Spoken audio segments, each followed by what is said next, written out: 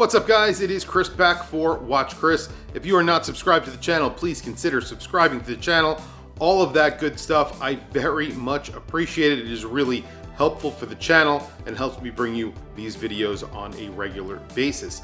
Today, we're taking a look at a Casio GShock. It's their latest release, the GDB500. I have the yellow-green version in for review. Casio are claiming currently this is the thinnest and most wearable G-Shock that they offer. It still gets Bluetooth and a step counter, so you're not losing a lot of functionality with this watch, and I'll go through all of the specs in the video.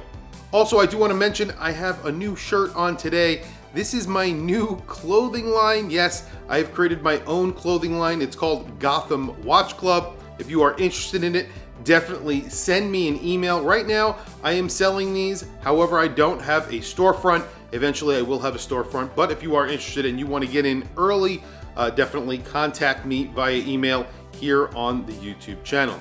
Anyway, without further ado, let's take a look at the latest release from G-Shock, their new GDB500.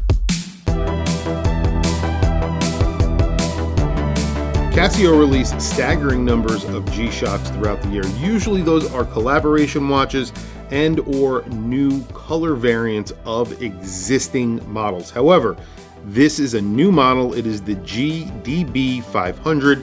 This specific one is the -03 in yellow green, depending on how you look at it. It's almost like a highlighter green or highlighter yellow. This is the thinnest men's G-Shock, or at least that's what they're saying. It's around 10.9 millimeters thick. They're saying 11 millimeters thick on the website. I measured it just under 11 millimeters. It's also kind of on the smaller side when you talk about G-Shocks, and I actually have my G-Shock sitting right here. You can see this is a large watch. It's around 45 millimeters, somewhere in that range. It might be 46 millimeters. It's big. This is a DW9052, I want to say. I can't remember exactly. It's oil filled. This is a watch that I have messed around with a lot, and I absolutely love it. However, it is on the larger side. This is actually around 41 millimeters. So this new version is around 41 millimeters. That's at the extremities of the case. If you measure it on the inside of this little crevice right there, it measures in at 38 millimeters. So this is actually pretty small width-wise. However, the lug-to-lug is large. They're coming in around 4 different colors. There is a white and black. Those get these same sort of, I don't know what you would call them. They're not end links. They're clear on this one and the gray version. So I'm not sure why they use this design element, but it does make for a very long lug to lug. This comes in at around 56 millimeters because of this. So it wears a lot bigger than this watch, which has a pretty big case, but the lug to lug is under 50 millimeters. So this is 56 millimeters. That is pretty big.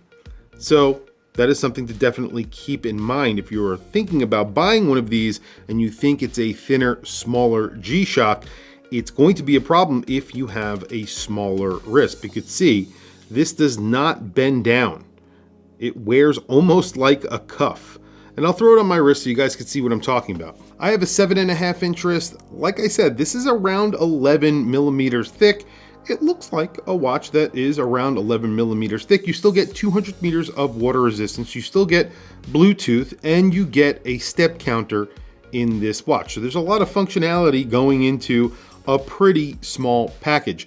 You still get all the other functionality that you would expect from a G-Shock, like world time. There's a bunch of different timers that you can use, stopwatches, alarms, and of course there's a backlight, the backlight on here, top right button, which is actually pretty bright.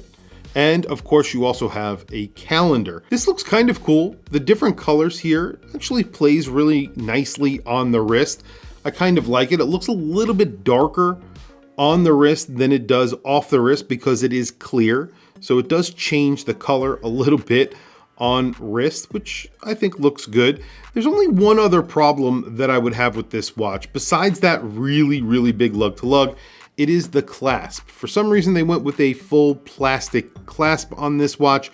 I really think on a GShock you should be getting a metal clasp. But there you go. Price on this is $130. If you want the white or the black version, it's $120.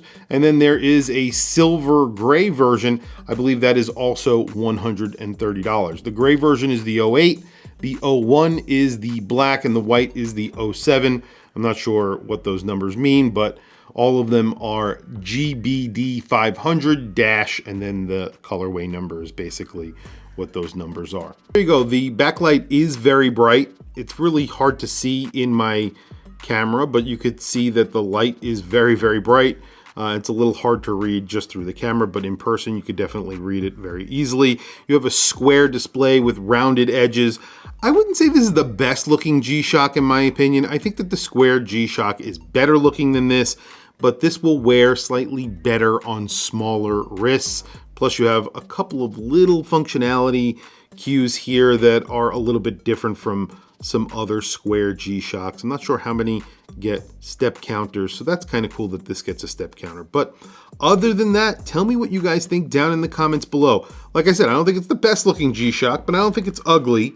I wish that they made a couple of different decisions, specifically around the buckle and of course the lug to lug, these plastic pieces that are translucent.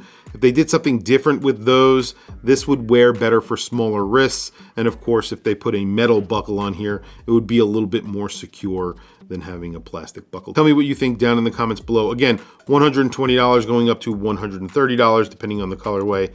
I think the black is probably the best. I got the green because I don't know, I just wanted something colorful. Tell me what you guys think down in the comments below. I want to hear from you guys. Please also don't forget to like, subscribe, hit that bell icon. It's super helpful for the channel and I very much appreciate it. If you like the t-shirt that I was wearing in the beginning of the video, definitely hit me up. I'm going to be selling those on a website eventually, and I'm going to be starting a club as well. I'm going to be trying to do some cool stuff with the channel and of course Gotham Watch Club, so stay tuned. Anyway guys, thank you for logging on. I will catch you guys in the next video.